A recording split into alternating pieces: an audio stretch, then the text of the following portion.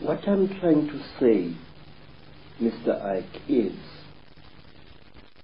the richer we become, the more we behave as the Chitauli are said to behave. Some of us, when they acquire a lot of wealth, start consuming metals and other minerals that they really do not need, which, however, if you study the story of the Chitauri, you are told that the Chitauri use these minerals and metals as medicine. We are told, say, that the Chitauri, when they get sick, smear their bodies with gold dust, which gets absorbed into their skins and they become all right. May I point out, it was once the custom of the Mutapa kings of Zimbabwe, the men who built the Zimbabwe wheels, that on certain rising of the day star, the priest king would be smeared from head to foot with gold dust, and sometimes he was ritually sacrificed on the top of the wall of the Zimbabwe fortress. And to my amazement, when I visited South America, I found that the ancient Mayans had exactly the same custom, where a god king was smeared with a mixture of fat and gold dust. And I know from my own research that the Maya people and the Central and South American people have massive accounts and legends of the same reptilian gods. Yes, the thing is, if you read the ancient stories of our people, or you listen to them spoken by the storytellers, you find that we human beings are somehow programmed to alter the world in which we live and render it uninhabitable to ourselves. We are told, say, by the griots of Nigeria, by the griots of the Dogon people, that at one time, a few thousand years ago almost, the entire Sahara Desert was not a desert at all. In fact, photographs have been taken of the certain parts of the Sahara from high up, which show ancient irrigation systems where there is now wind-blown desert. Question, sir, are we being used as instruments for the destruction of our own species? I say yes. The wealthier a person is, the more like a Chitauri he or she behaves. Some wealthy people even go to the extent of throwing away their old spouses and acquiring new ones, exactly as King Samahongo of the Chitauri does. He kills and eats all his wives when they can no longer make love to him properly, and he acquires new ones. He killed and ate 36 of his wives over a long reign, and only one wife was cunning enough to keep out of his clutches. You see millionaires divorcing their wives and acquiring new wives.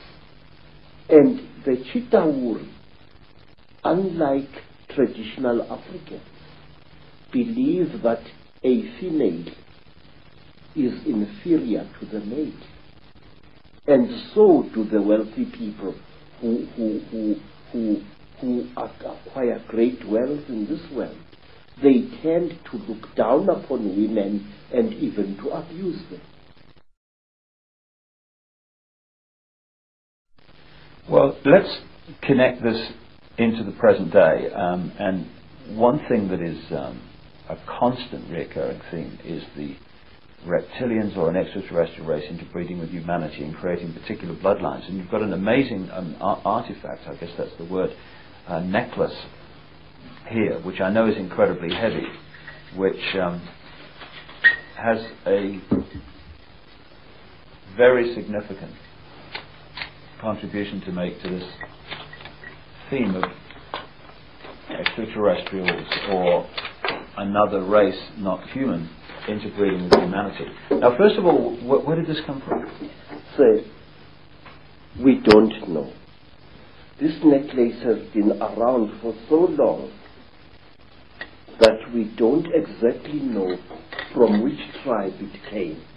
All I can tell you is that this necklace was in existence when the king who founded the Zulu nation, Zulu, was still a boy. It is described in ancient legends centering around this king. It is called Inweba Yezimfihlo, the necklace of the mysteries.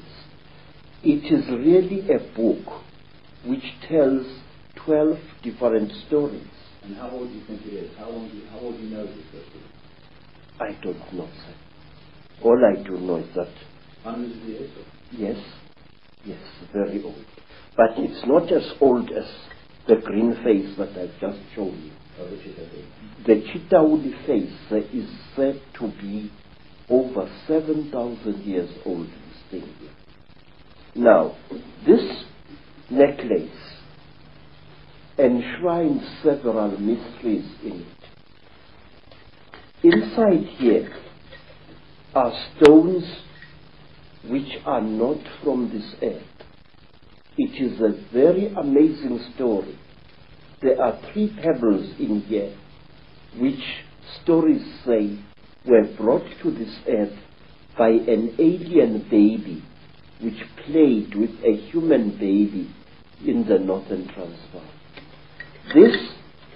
First of all, that looks so much, well, it obviously looks very much like a spacecraft.